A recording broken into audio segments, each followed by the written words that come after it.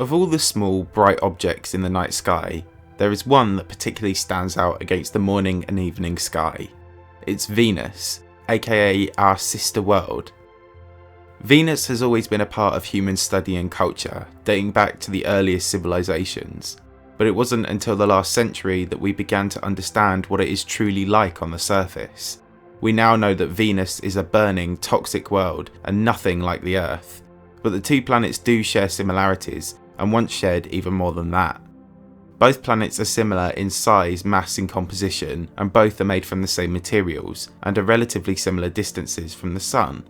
So why is it that Venus is such a barren, suffocated wasteland now while its sister planet prevailed?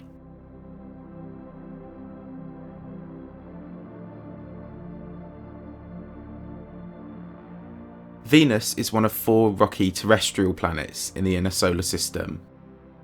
These rocky planets formed from the remnants of the cloud that gave birth to the Sun, with leftover atoms and gas sticking together to form dust and rocks. As these rocks grew larger, they eventually became large enough to be somewhat rounded by their own gravity, turning into planetary embryos which were smashing together as they fell into position in orbit around the infant Sun. Billions of years later, and 4 terrestrial worlds remain: Mercury, Venus, the Earth, and lastly Mars.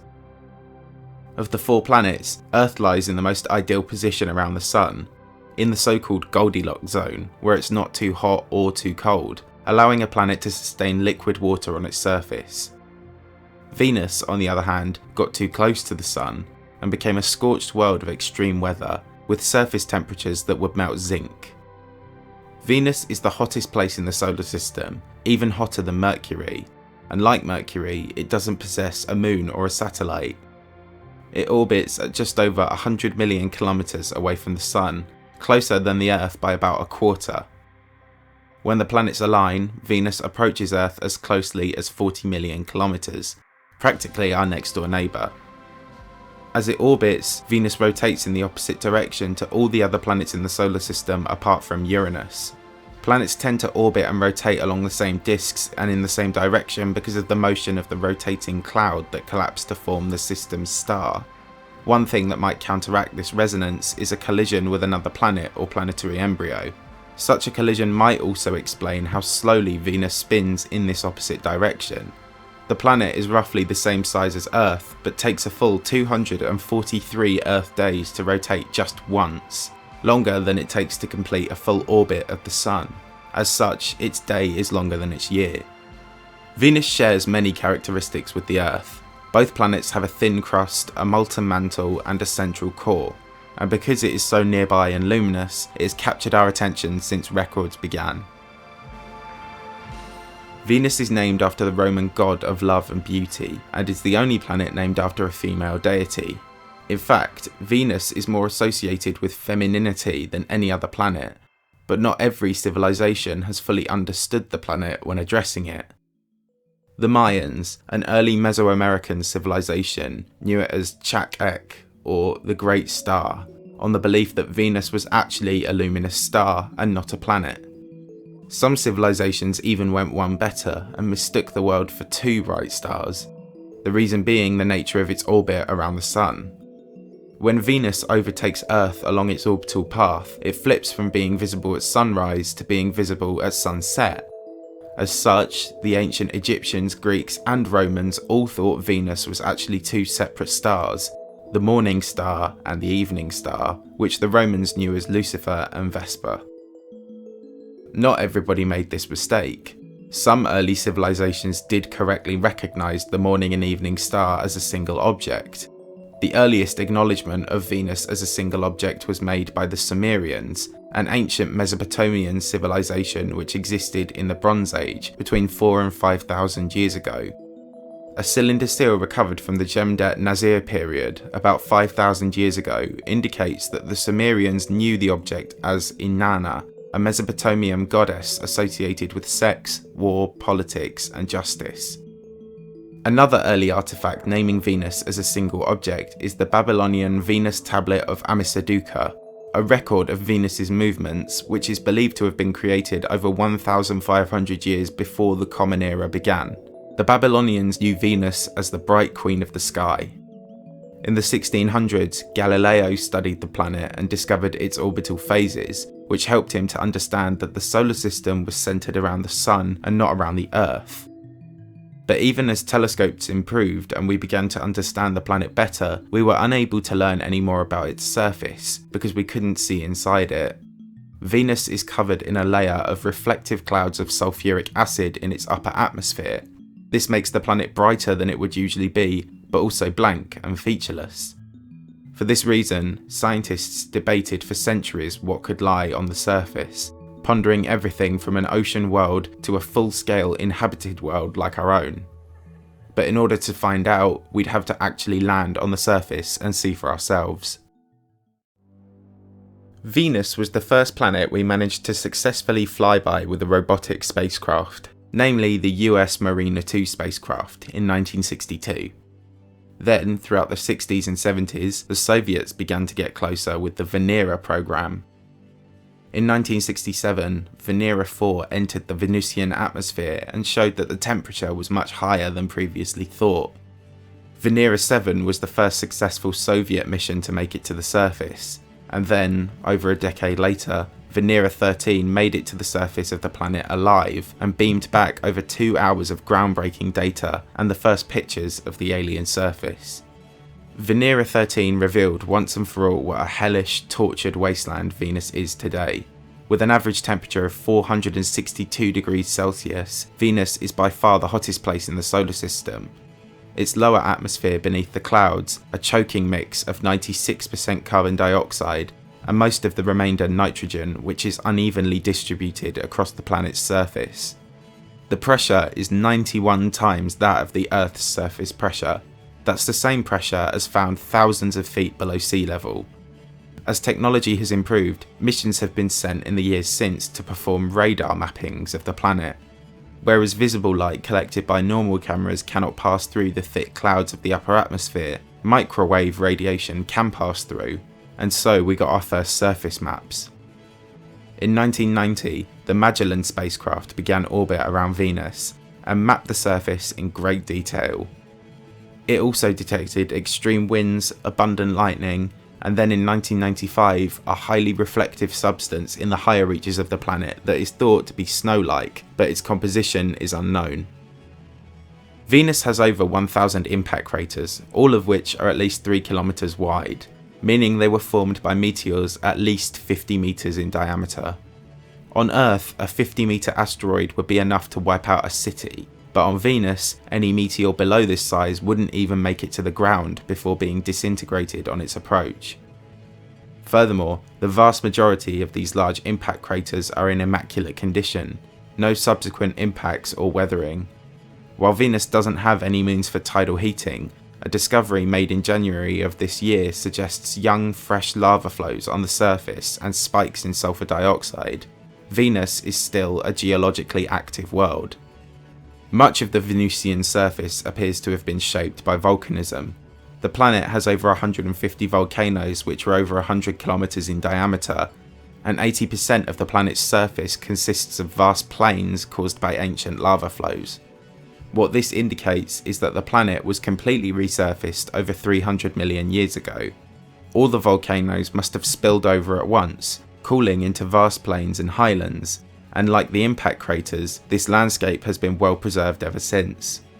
On Earth, plate tectonics drive the reshaping of the crust, but Venus lacks tectonic activity. So while the surface of the Earth is constantly being reshaped every 100 million years or so, on Venus it takes closer to 500 million years. Furthermore, this isn't a consistent or gradual process of convection currents. Scientists think that whatever heat is inside the planet's core rises up and heats the mantle, making it hotter and hotter until eventually it causes a global subduction event. The entire surface is swallowed up, resurfaced by lava, and hardens out again, where it remains for hundreds of millions of years before the process repeats. The rest of the planet's surface area is made up of 2 highland continents. One, Ishtar Terra in the north, is about the size of Australia and is named after the Babylonian goddess of love, Ishtar. The other is Aphrodite Terra, after the Greek goddess of love, which is roughly the size of South America and lies just below the planet's equator. Even in its hostile, extreme present-day state, Venus is still a fascinating world, but it hasn't always been this extreme. In fact, this toxic desert planet may have once known its own Earth-like conditions. Back when the solar system was young, Venus may have been the place to be. The Sun is the giver of light within the solar system, radiating energy as heat from its surface to each of the 4 terrestrial planets. Earth sits in a fortunate position. It is just the right distance from the Sun to have sustained an atmosphere for billions of years. However, the Sun hasn't always been at the brightness and intensity we enjoy today. As a star ages, it burns hotter, making it brighter, and the Sun is no exception. 4 billion years ago, it was much younger and fainter, and so were its stellar emissions. At the same time, Earth was forming alongside its lost twin, Venus. Within a few million years of its formation, the Venusian surface had cooled, and unlike Mars, it was large enough to be able to retain its atmosphere. Venus's early atmosphere consisted of carbon dioxide and water vapour. This atmospheric layer protected and warmed the planet through the process of the greenhouse effect. These early atmospheric gases are transparent to visible light. So, as light from the Sun radiates outwards, it passes through the atmospheric layer and warms the planet's surface. Then it hits the ground and the heat is re-emitted as infrared radiation, which is absorbed by these atmospheric gases, so the heat can't escape back out into space. Gravity keeps the atmospheric layer bolted down to the surface like an all-encompassing blanket, which allowed the primordial Venus to retain just enough heat to maintain a temperate climate with a mild atmosphere. As the greenhouse effect maintained the planet's temperature, the water vapour in the atmosphere began to condense and formed clouds, and then the downpour began. Like on Earth, it rained every day for thousands of years on the early Venus, and water flows formed streams, and then rivers, and then lakes, and then vast seas. Venus became an ocean planet, sustained by its temperate atmosphere and fortunate distance from the young Sun. It's almost certain that life on Earth began in the oceans, perhaps in deep-sea hydrothermal vents. These vents are driven by geological activity and spew up minerals from the Earth's mantle, and the high temperatures and water mix the molecules which eventually gave rise to cellular life.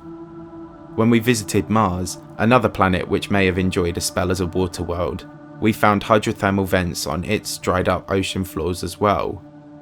Mars would have had deep sea vents and habitable oceans for a few 100 million years before it lost too much of its protective atmosphere to space.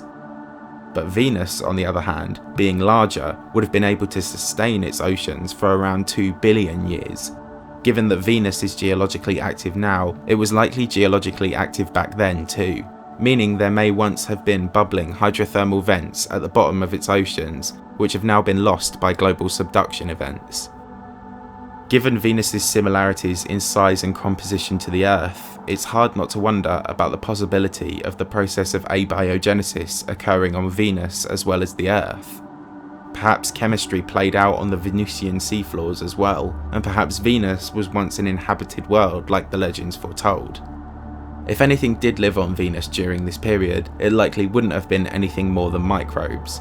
After all, it took several billion years before multicellular organisms evolved on this planet, as well as a series of global catastrophes and extinctions.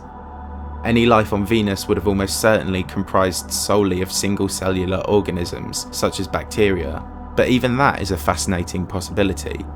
With life as diverse and resilient as it is on Earth, separate windows of opportunity for habitable water worlds on both Mars and Venus, and the speculated habitable conditions of moons like Europa and Enceladus, it gives you hope that extraterrestrial life may be common, thriving on rocky planets and moons throughout the entire galaxy, and maybe in galaxies beyond. So what happened to this lost oceanic kingdom?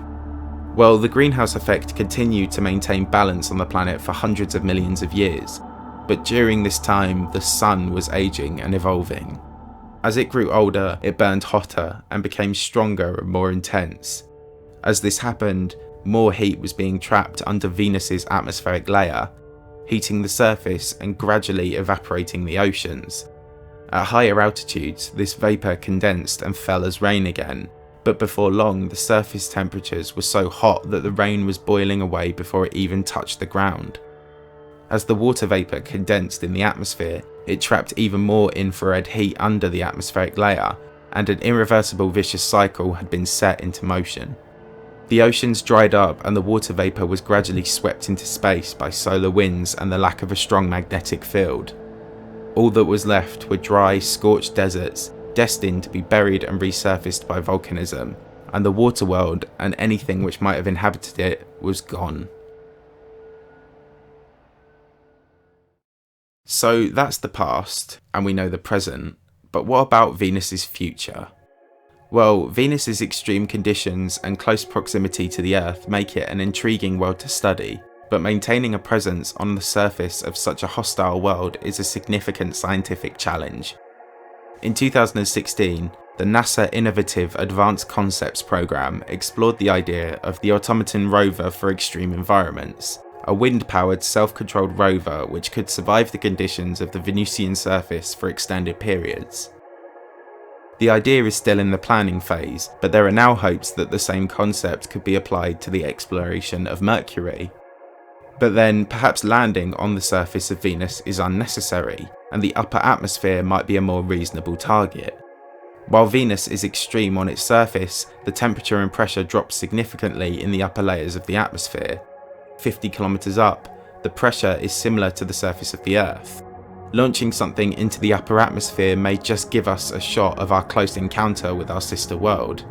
Scientists have suggested launching aerostats, essentially extremely light balloons, which could enable us to maintain a permanent presence in the upper atmosphere, and perhaps floating laboratories and manned missions one day. However, this kind of technology is still a long way off, as even without the crushing conditions of the Venusian surface, any hot air balloon would still have to be built to withstand high levels of sulfuric acid for sustained periods. Whatever we decide to do, we unfortunately can't get too comfortable, because the Sun is still aging and maturing, and the next stage of its life will prove catastrophic for Venus. As the Sun exits its main sequence, it will rapidly expand and cool, ballooning to more than 250 times its current diameter. When this happens, Venus and Mercury will be completely engulfed by the new red giant Sun, and its story will be over once and for all. Venus's best days are behind it. Once an illustrious ocean planet, now a toxic ball of dry rock and gas, waiting to be devoured by a dying star.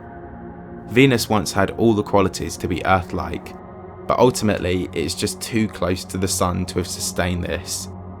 It's interesting and unsettling to think that the extra 25% further out we are from our Sun has made all the difference in the long run. Earth is truly a success story of the solar system, but Venus's story is still fascinating and probably more intertwined with ours than we yet realise. It's hard to imagine Venus any other way now, but who knows what events and phenomena might have played out in those 2 billion years when Venus was the Earth's true twin.